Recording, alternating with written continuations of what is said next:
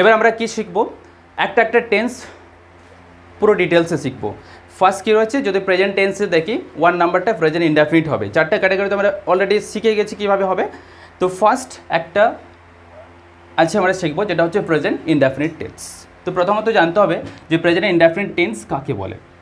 কাকে বলে, বর্তমানকালে কোনো কাজ অর্থাৎ ক্রিয়ার কাজ যখন অনির্দিষ্ট সময়ে সম্পন্ন হয় অথবা কোনো অভ্যাসগত কাজ বা চিরসত্য বোঝাবে, তাহলে সেটা কী হয়, প্রেজেন্ট ইনডেফিনিট। এবারে কীভাবে, একটা এক্সাম্পল আমি দিই। এর আগেও তো আমরা শিখলাম যে অনির্দিষ্ট যখন বোঝাবে সেটা ইনডেফিনিট ক্যাটাগরির মধ্যে পড়বে। তাহলে নিশ্চয়ই এখানে আমরা বুঝতে পারছি ইনডেফিনিট নাম যখন দিচ্ছে তো নিশ্চয়ই কী বোঝাবে, ইনডেফিনিট বোঝাবে টাইমটা, তাই না। যেমন এক্সাম্পল আমি একটা দিই, he takes T without sugar. এই যে এই এক্সাম্পলটার মাধ্যমে কী বোঝা যাচ্ছে, এখানে ভার্ব কোনটা রয়েছে, টেক্সটটা ভার্ব, ঠিক আছে। উইদাউট সুগার মানে এটার বেঙ্গলি মিনিং যদি বলি কী হবে, যে সে চিনি ছাড়া চা পান করে, সে চিনি ছাড়া চা পান করে। তো ভার্ব হচ্ছে এখানে টেক্স টি অ্যাকচুয়ালি, বা টেক্স মানে সে পান করে এরকম বোঝাবে এখানে। এবার এটার মাধ্যমে আমি কি বুঝতে পারছি, কাজ করার যে সময়টা কি কন্টিনিউ আছে নাকি পারফেক্ট হয়ে গেছে, মানে তার চা খাওয়া হয়ে গেছে এটা বোঝাচ্ছে, নাকি কোনো একটা সময় ধরে সে চা খাচ্ছে, তিনটের মধ্যে একটাও আসছে না। তাহলে নিশ্চয়ই টাইমটা কি অনির্দিষ্ট রয়েছে, ইনডেফিনিট রয়েছে না, ওই কারণেই এটা কি হবে, ইনডেফিনিট টেন্স। ব্যাস এই একটা কনসেপ্ট যদি মাইন্ডে থাকে তাহলে ইনডেফিনিট টেন্সটা কিন্তু বুঝতে কোনো অসুবিধা হবে না। আই হোপ তোদের কোনো অসুবিধা হয়নি। আচ্ছা, আরেকটা আমি এখানে বলে দিই হিন্টস একটু, যেমন এখানে কি বলা রয়েছে, প্রতিটি সেন্টেন্সের মাধ্যমে একটা জাস্ট অভ্যাসগত সেন্স দেবে, জাস্ট হ্যাবিট, এটাও যদি মাইন্ডে নিয়ে আসিস তোরা তাহলে এখানে ক্লিয়ার হয়ে যাবে যে ইনডেফিনিট টেন্সটা আমি কীভাবে বুঝবো। অভ্যাসগত কীরকম, he takes T without sugar মানে সে চিনি ছাড়া চা পান করে, তার মানে ওর একটা অভ্যাস যে হ্যাঁ চিনি ছাড়াই সে কিন্তু চা পান করে, একটা জাস্ট অভ্যাসের মতো সেন্স আসছে কি না।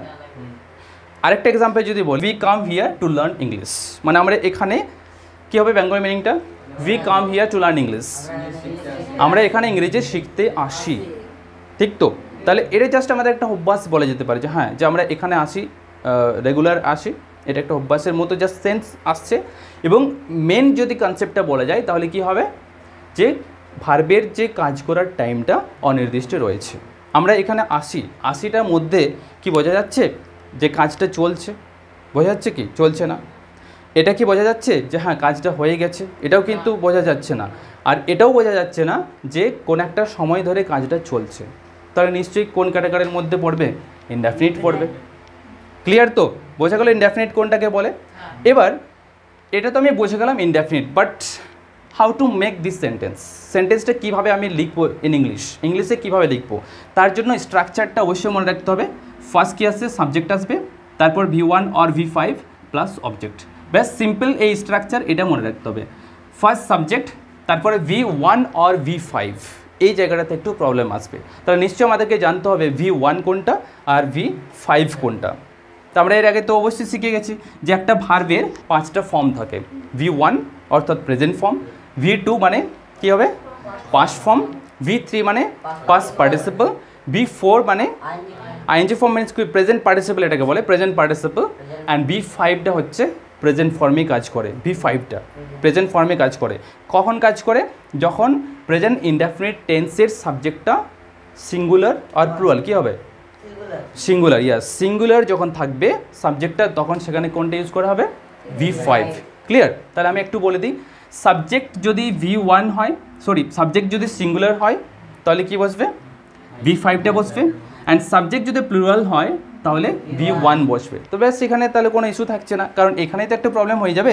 যেমন এখানে আছে উই কাম, আচ্ছা এটা যদি কামের পরিবর্তে আমি এটা কামস করে দিতাম তাহলে কি এটা কারেক্ট হতো, নো, তাহলে এটা কারেক্ট হতো না। কেন, কারণ সাবজেক্টটা এখানে কি রয়েছে, because in this sentence the subject is plural, and we know that if the subject is plural then verb will be plural. Simply subject verb agreement, এটার একটা কোর্স আছে যে সাবজেক্ট যদি প্লুরাল হয় তাহলে ভার্বটাকে প্লুরাল করতে হবে। তাহলে প্লুরাল ভার্ব কোনটা, V1, যেখানে V1 থাকবে সেটা প্লুরাল। এখানে যদি আমি বলি যে টেক ভার্বটা রয়েছে, V1-এ কি আছে, টেক আছে, অ্যান্ড V5-এ কি আছে, টেক্স আছে, তাহলে এই দুটো ভার্বের মধ্যে প্লুরাল ভার্ব কোনটা হবে, টেক, অর্থাৎ কোনটা, V1, সবাইকে বলতে হবে লাউডলি, টেক, এটা তাহলে plural verb. Okay and V5 এটা কোন ভার্ব হবে? এটা সিঙ্গুলার ভার্ব, ঠিক আছে। ভার্বের সঙ্গে SES যেগুলো থাকে সেটা হচ্ছে সিঙ্গুলার ভার্ব, এবং SES যেটাতে নেই সেটা হচ্ছে প্লুরাল ভার্ব। ওকে, দেখতে পারবি।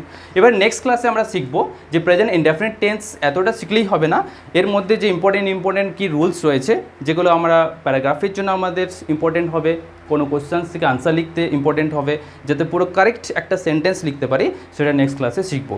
ওকে, অর্থাৎ বলতে পারি যে এই যে ক্লাস শুরু হয়েছে, টেন্সের যত রকমেরই প্রবলেম থাক না কেন, অর্থাৎ যা যা শিখতে হবে পুরো ফুল ডিটেলস কিনতে হবে, ঠিক আছে। আজকে তাহলে এই পর্যন্তই। নেক্সট ক্লাসে আমরা শিখব দ্য ইম্পর্টেন্ট রুল বা important points of present indefinite tense.